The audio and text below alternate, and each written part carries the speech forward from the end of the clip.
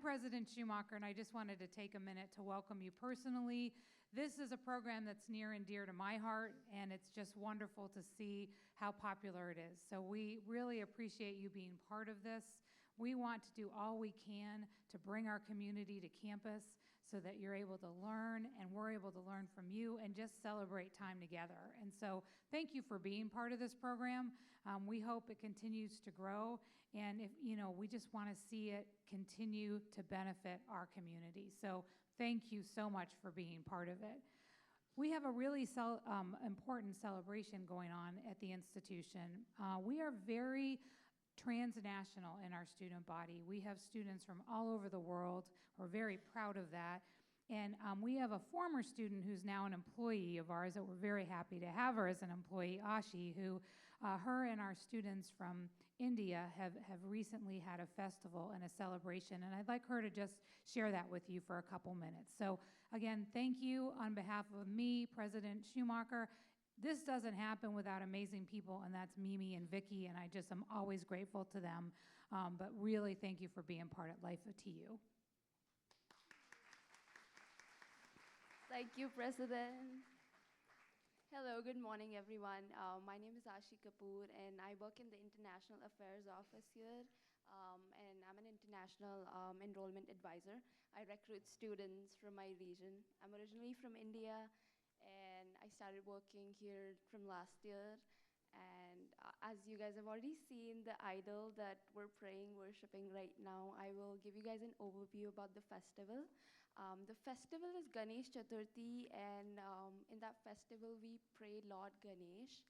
He symbolizes wisdom, prosperity, and good luck, good fortune. So this festival is like 7 days to 10 days long, and we start with bringing new idols of Lord Ganesha every year, and then we pray them twice a day for a week, and we offer him fruits, sweets, and it's like a community gathering for, the festival is usually celebrated amongst the Hindus from India, but it is a festival that brings communities together, different religion, castes, and obviously different citizens as well, like from different countries. Yeah, and we're just celebrating it here to, celebrate it with students and all the members here. Yeah. Thank you. I asked her in the lobby to come talk, so she had nothing prepared, so she did a wonderful job. So welcome everybody to today's session. On behalf of Mimi and myself, I hope you had a great time last week with AI and big data, or it scared you, I'm not sure. It was a little bit of both for me, even though he said it wasn't scary. But before we begin, we always like to thank our sponsors. So I would like to thank first Andrew Kellnow, who is our presenting annual sponsor. He was our sponsor last year and is again this year. We'd like to thank Seneca County Regional Chamber of Commerce, Destination Seneca County, and Klaus Construction for being our gold sponsors. Our silver sponsors are Mercy Health and Dr. Robert Dornauer, who is a member, but he's not here. Is he here today? Oh, he just walked in. Oh. And then lastly, our friends of, I already probably went to that one. Our friends at Life at TU, which is the Allen Irie Senior Center, AVI Food Systems, Brenda Collins, Edward Jones, Elaine Daughtry, Chris Lee, Hannah Luring, and Rachel Tate, the Rotary Club of Tiffin Foundation, and Lang Gordon Ranigan and Klaus Law Firm. Thank you. We also want to thank our facilities and technical teams, along with our volunteers and fellow institutional advancement members who are team members who are taking the time out of their busy days to help us make sure that everything goes smoothly. Did you find parking a little bit easier today? Yes. Good. Those cones are for you. And if you run over one of them with your tire while you're navigating into your space, it's okay. It's all right. They're rubber and they're meant to be fine. So, okay. Yeah, if we don't have them out, our students will park there. We have TU security to thank for making those parking spaces possible. And we also, and how many of you got to ride on the president's golf cart today? Yeah, yes. That was driven by our own Mike Hurdlick, and we thank President Schumacher very much for making that possible. So we hear and we see your needs, but you can also tell us whatever you need. If you're having a problem with something, if you have a suggestion, Vicki and I will always listen to you. Oh, good. All right, I'm done. She's making me read a lot today. So today's session is Tiffin Heritage, Glass Artisans and Manufacturers. We are honored to have Paul Coffman with us today to share his decades of research and careful curation, first through the Tiffin Glass Collectors Club and now the Tiffin Glass Museum and Shop. Paul is a Tiffin native and respected authority on the history of glass made in Tiffin. His interest goes beyond the products created here and into how it was made, what was used to make it, and who the artisans and other workers were who created it. Paul's background includes several years as a news director and broadcaster, as well as a regular reporter for the Advertiser Tribune and correspondent for the Toledo Blade newspaper. His final profession was a Tiffin firefighter, which he retired from as captain and emergency medical technician. Paul is past president of the Tiffin Glass Collectors Club and curator of artifacts and archives for the Tiffin Glass Museum. He and his wife Nancy were kind enough to put so many hours, and Mimi could share more about that, into the creation of this presentation, and we're so grateful for that. So let's please give a warm Life at Tea welcome to Paul Coffman.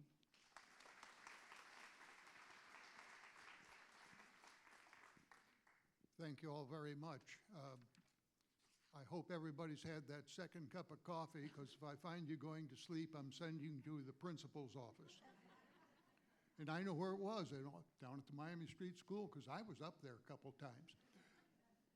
I also need to thank some people who were involved in putting this program together, about 90% of which I didn't do. The earliest archival work done for the Tiffin Glass Collectors Club was done by Brian Courtney, and he continues to research old newspapers and give information to the club reflecting on the history of glass being made here in Tiffin. He is a gem, to say the very least. He got with the late Donna Overholt to begin accumulating materials for an archive for the Glass Museum and the Glass Collectors Club. I thank him for so much of what we have to present here today.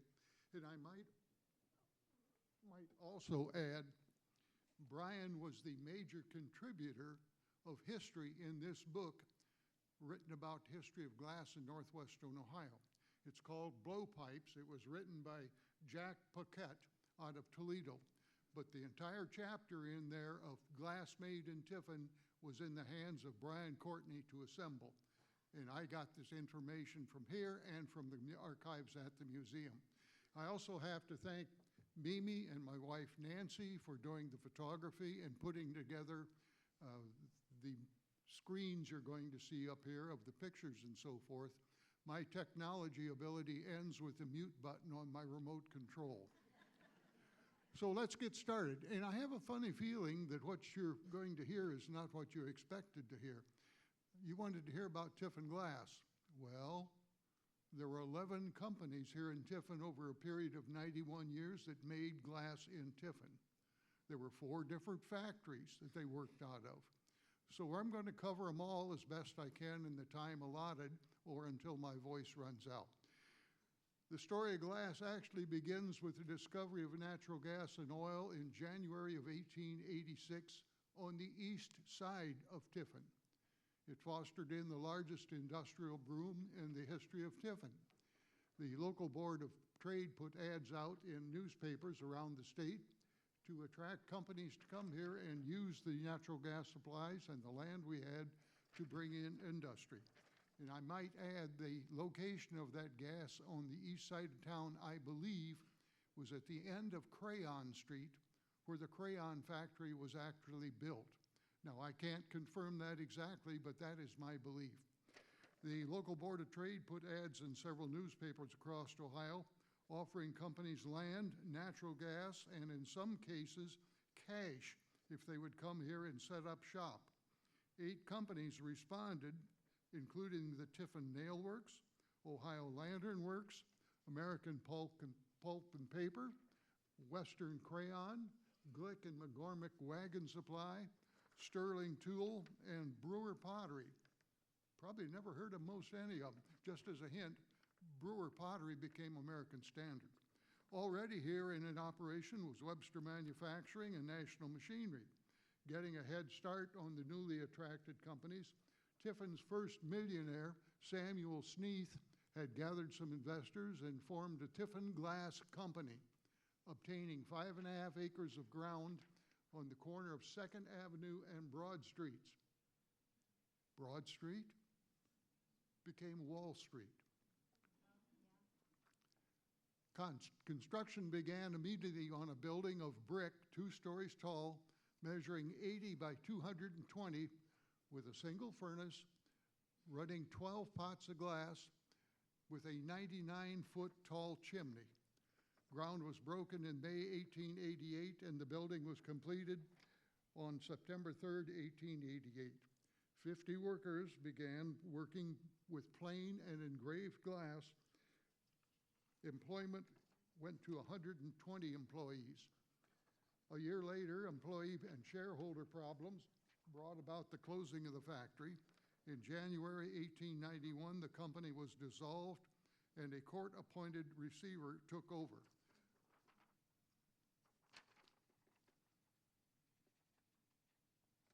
This says Bel Air Glass Company, and Bel Air Glass only existed here very briefly. A year later, the employees and shareholders brought about the closing of the factory in 1891. J.F. Bunn, who was the receiver in April of 1891, went to lease the building for 4 months to the Bel Air Glass Lantern and Globe Company, which expressed interest in buying after the lease expired. Bel Air rented on a day-to-day basis until December 1891, when it was again closed. Several weeks later, the receiver recommended the building be sold along with its assets to pay off a debt. An auction was held on January 7th, 1892, with a final bid of $15,505.25. The new owner was Samuel Sneath, the man who originally built the first glass factory. And that was the start of the Sneath Glass Company, whose principal products were lantern globes for railroads, and for a period of time, the Dandy brand of canning jars. Now, I have never seen a Dandy brand canning jar, but there are collectors out there who say they're out there. It's a green, early canning jar. The lantern globes were embossed with the railroad's initials on them and came in red, green, and clear. An ad put out by the company listed over 25 railroads that made globes and included all of their glass.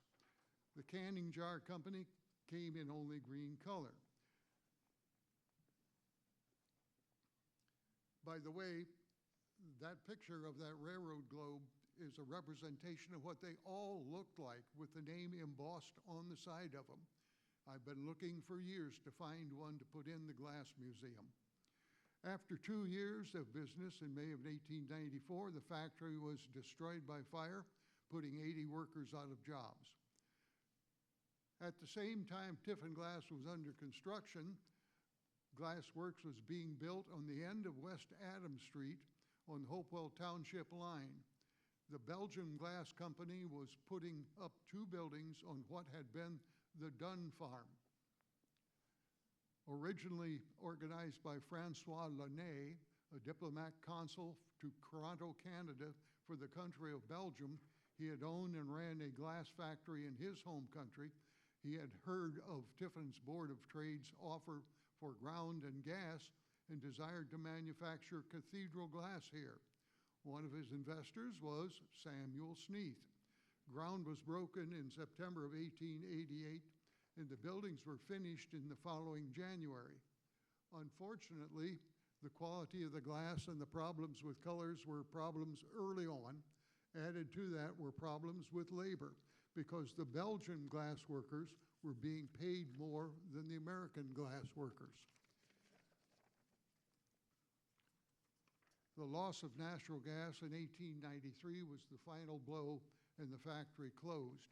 In May of 1897, the building was purchased and remodeled to begin using the coal to produce gas for their Toledo-based Northwestern Electric Gas Company.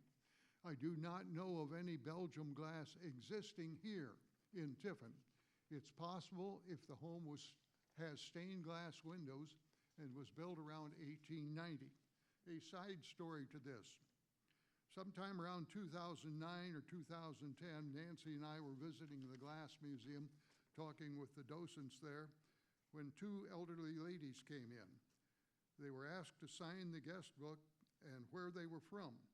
They said Texas, and said they were in Tiffin because that's where their grandparents had moved to when they went to Texas, or moved from when they went to Texas. I asked what the family name was, and they said Seawald. The name rang a bell, and I asked if A.C. Seawald was a member of the family and related.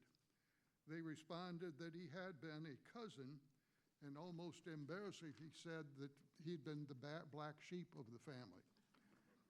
For those that do not remember A.C., he would be referred to nowadays as a homeless vagrant by his appearance, but he was neither. He lived in a shack south of town and came into town on a daily basis, going from neighborhood to neighborhood, knocking on doors and using his trademark saying, "Wash your windows for a dime, ma'am?" And what does this have to do with glass? The two ladies wanted to see Tiffin glass even though their grandmother did not take any to Texas with her. When she left Tiffin, she talked about it, and that's why they wanted to see it. The grandmother said the only glass she had from Tiffin was her Belgian glass.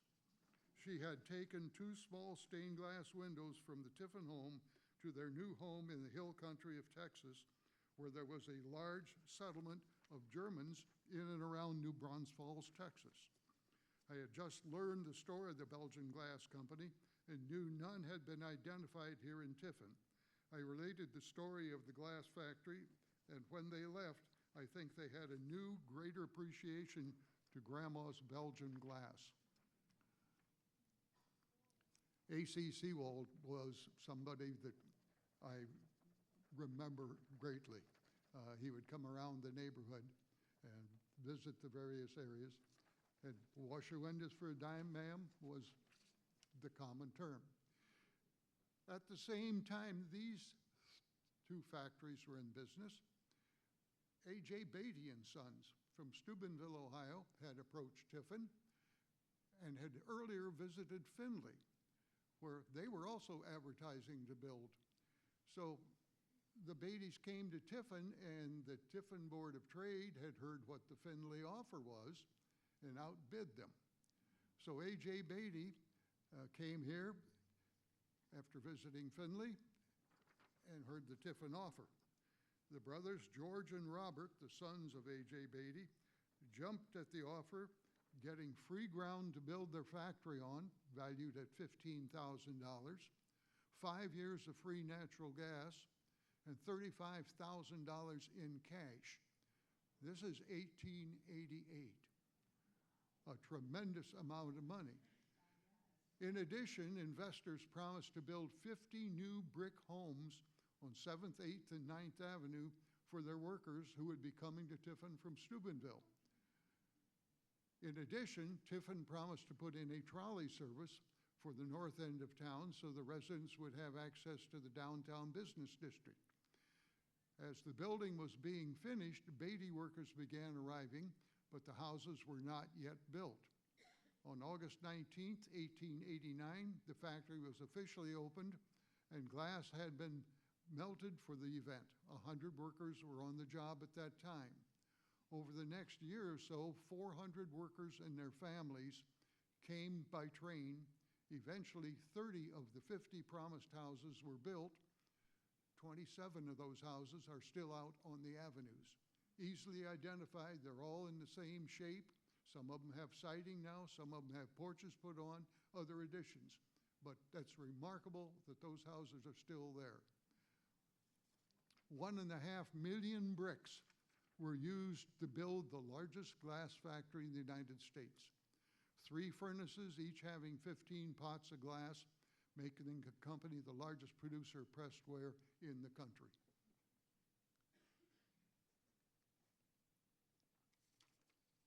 A couple of other side notes. One other major reason for the company to come to Tiffin was railroads.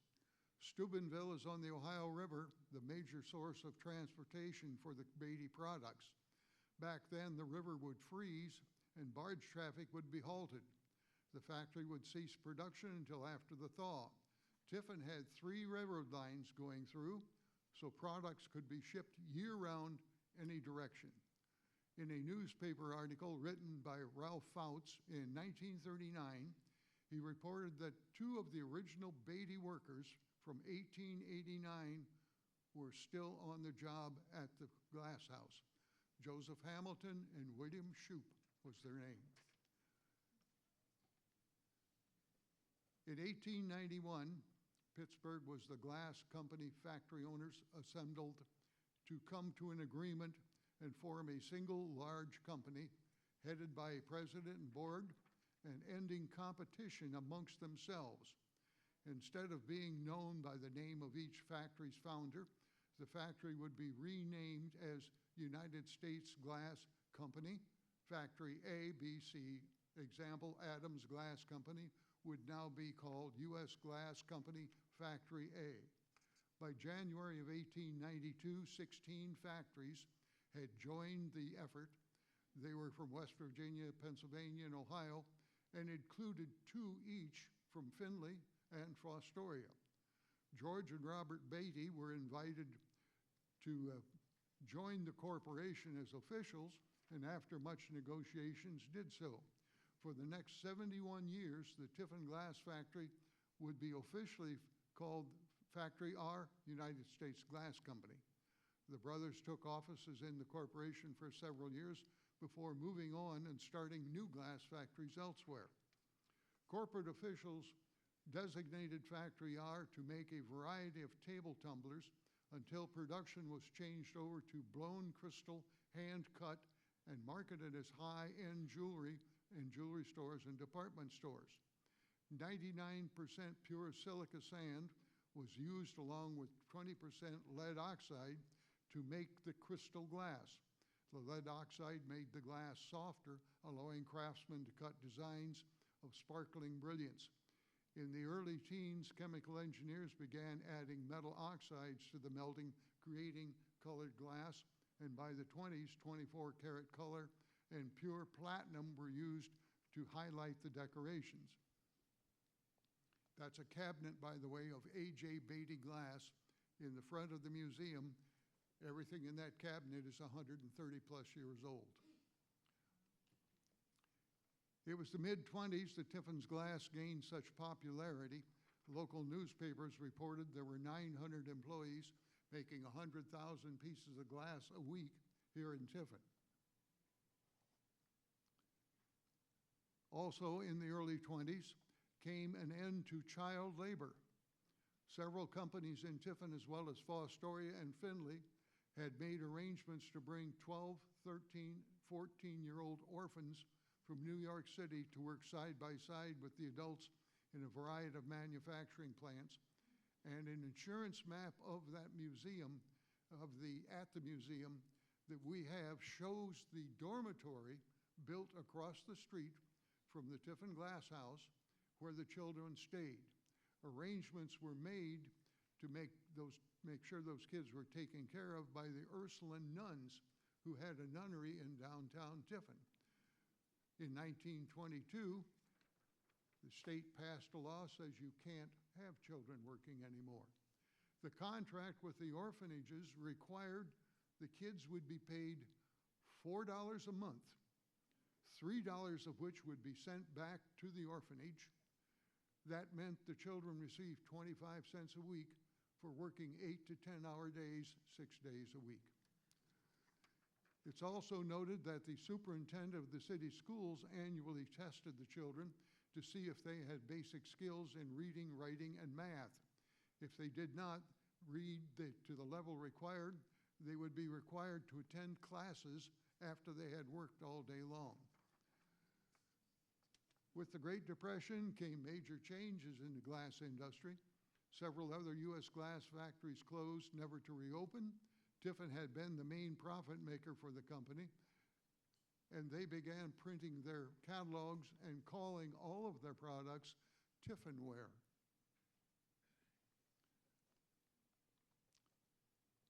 The glass company also stopped using the U.S. glass shield. That's a Tiffin shield, same shape, and transferred it to a T on it for the Tiffin Glass Company. USG shield was blue, the Tiffin shield was black with gold T.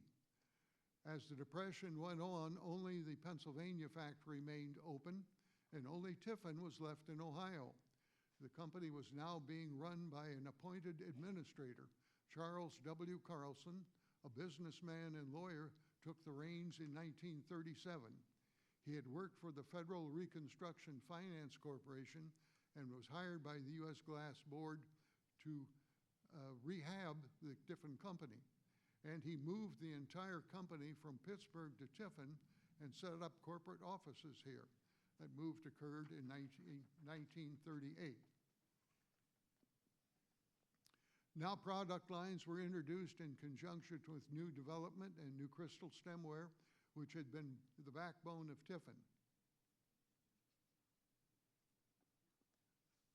Soon World War II changed a lot of things. Workers went off to war, and the sale of fine glassware seemed less important. 1938, Art Deco became part of the Tiffin manufacturing process. It was created by Swedish workers who were at the factory at the time and were part of 11 different nationalities working at the glass house at the time. This was called the Cascade line, and that is the original display stand from 1938, we believe. Factory R joined the effort for the war and began making other product lines, partially because of the war effort. They were no longer making the regular glass, so they began making special glass for the military, particularly the United States Navy Department.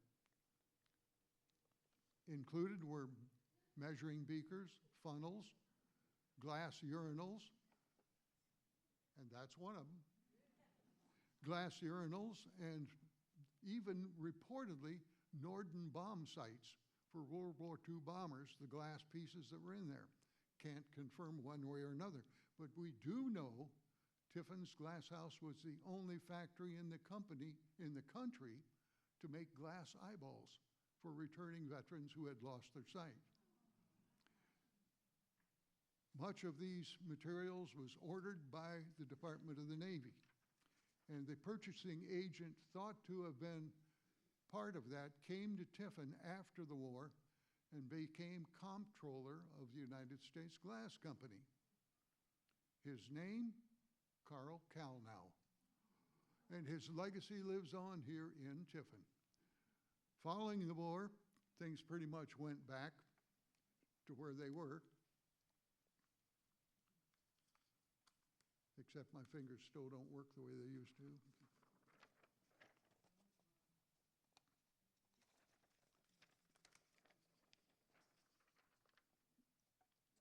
Employees resumed their old jobs, and the company was again hanging on.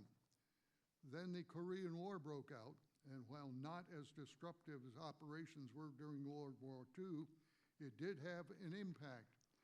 Returning GIs were able to go to school under the GI Bill, thereby depleting the potential glass workers' labor market. But a bigger impact was the removal of tariffs off of imported glass. That impacted the entire glass industry across the country, and nearly all smaller factories closed. It was not a terrible surprise. Tiffin felt the impact, and despite new products being developed and less competition, it became tougher to stay open. In 1962, there was a decision made to cease operations at the factory, and a year later the factory went into receivership. A little story about the process of getting there. When things were really tough, Charles Carlson went to a bunch of local bankers to see if he couldn't arrange for some loans to pick up the debt out of the problems they were having and keep the company going.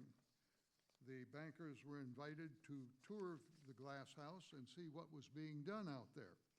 The day before the tour, Carlson went into the shop and talked to the blowers and the other workers around one of the furnaces and asked them to be on their very best behavior and act like the professionals that they were.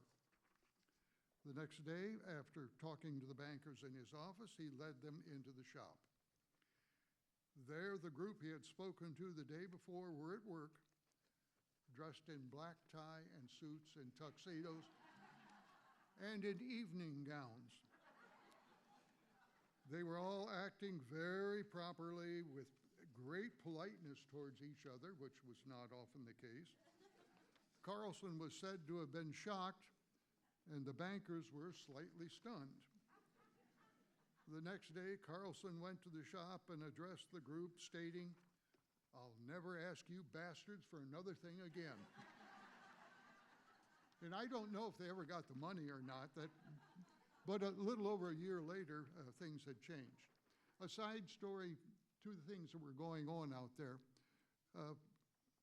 William O. Duke Greiner was a master cutter. Duke came to Tiffin after World War I. He had served in the Kaiser's army during the First World War and had been a skilled glass worker in Germany before that time. He came here to continue his craft. The first record of him being here was working at the Edward Adelsberger Glass Factory, a cutting shop at the corner of Scott and Wentz Streets. I grew up in that end of town, and I never knew such a thing was there. That factory, that business closed in 1922, and it is reported and recorded that Mr. Greiner was working at the Tiffin Glass Factory. Duke hated the fascist Nazi Germany and expressed himself often. He considered Dwight D. Eisenhower a hero of World War II for leading the Allies in winning the war. To honor him, he took a large tub vase and cut a profile of Ike's face on it with other decorations. His intent was to send it as a gift to Eisenhower. That vase is in the Seneca County Museum on display. If you look at that profile of Eisenhower, you would think you were looking at an Eisenhower dollar from the 1970s. It's perfect. Well, during Eisenhower's presidency, Congress removed tariffs on imported glass, which greatly affected the American businesses. The vase was done and sat on Duke's bench, and when asked when he was going to send it, Greiner responded in his thick German accent, "I ain't sending it, that son of a bitch." The vase sat on the desk of Martha Ziegler in the offices of the glass house for years. It ended up going to the Seneca County Museum where it's on display. Rumor was there was two of them made, and one of them had gotten to Eisenhower. Nancy and I were visiting over in that area and went to Gettysburg, Eisenhower's farm, and checked with them. They have no record of any piece of glass from Tiffin being sent to him. So the rumor apparently is just a rumor. Now, Duke was also a man about town, mostly Toledo. Very often on a weekend, Duke would have a special piece of glass with him as he went to Toledo. The weekend was said to have involved visits to opium dens, bars, and houses said to have been occupied by ladies who would trade the affection for monetary or other gifts. My conclusion is there's probably some gorgeous glass cut by Duke Greiner in the Toledo neighborhoods.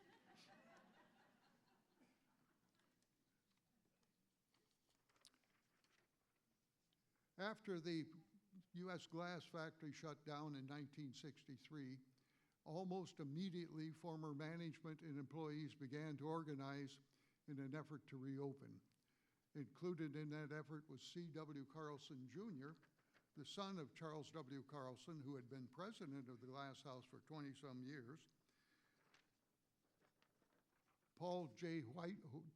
Williams, the former plant superintendent, Ellsworth Beebe, B. Platt, and the Continental Can Company invested stocks. The new operation was opened with great fanfare with Governor James A. Rhodes present. Called the Tiffin Art Glass Company. The September 16, 1963 event was considered only 4 months after closing the factory. It reopened. While immediately successful, 3 years later, Continental Can decided to expand their business and exercise their stock to buy the factory. Thank you, maybe you're keeping up better than I am. They wanted to get into the fine tableware business. They exercised their stock rights and began promoting the operation as the Tiffin Glass Company, division of Continental Can Corporation. It is the only time in the history of that factory that was ever called the Tiffin Glass Company. The effort called its Consumer Products Division was short-lived. 18 months later, Continental Can sold out to Interpace Corporation, who also wanted to expand its fine tableware division. The Parsippany, New Jersey company had previously obtained Shenango and Franciscan China companies, and the Tiffin-made glassware would be marketed as Masterpiece Interpace Crystal and Franciscan Crystal. Crystal produced under those trademarks was the same material that other glass manufacturers in that factory had made. Interpace did, however, create a line of tableware to be sold as a complement to their Franciscan China. Museum gets calls periodically about Franciscan Crystal and found that it had been misidentified as such. In most cases, it was glass actually created during earlier time frames that Tiffin operated. The Consumer Products Division lasted 10 years, and just like the Continental Can Company learned, it was an expensive failure.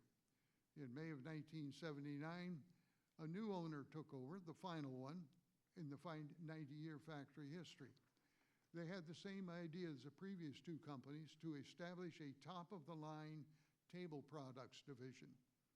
Just a year later, Toll Silversmiths closed the factory due to declining sales.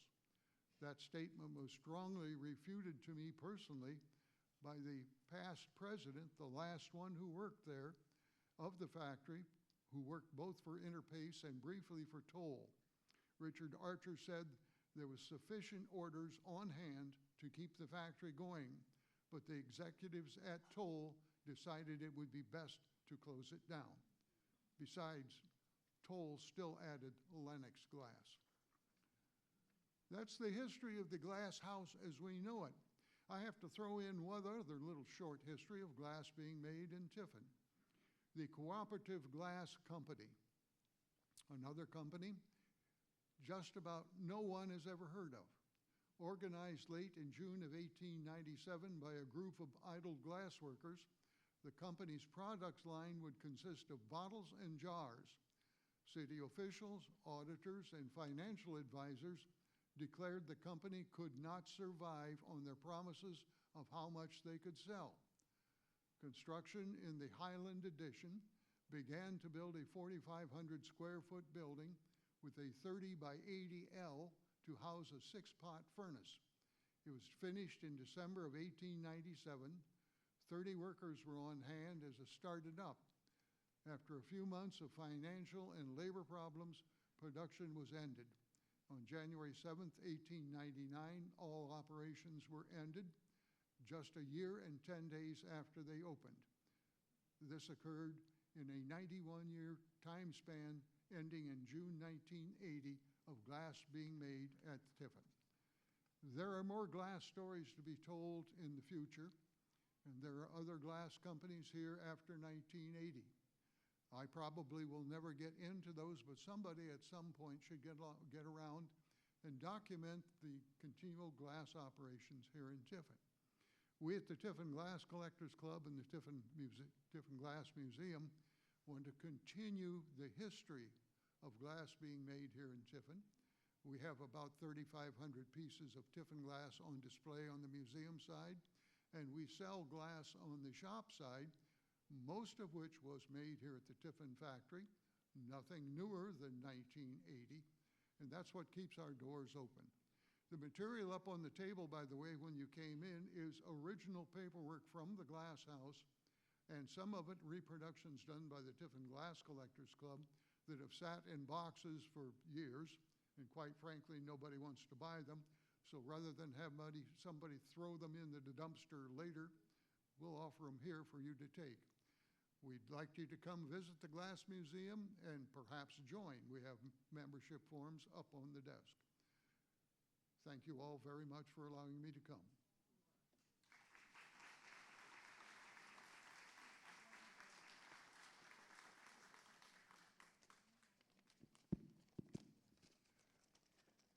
Okay, we're going to take our break early. Yeah. Okay. All right. We're going to go ahead and take our break early, and please be back in your seats by 11. Okay. Thank you.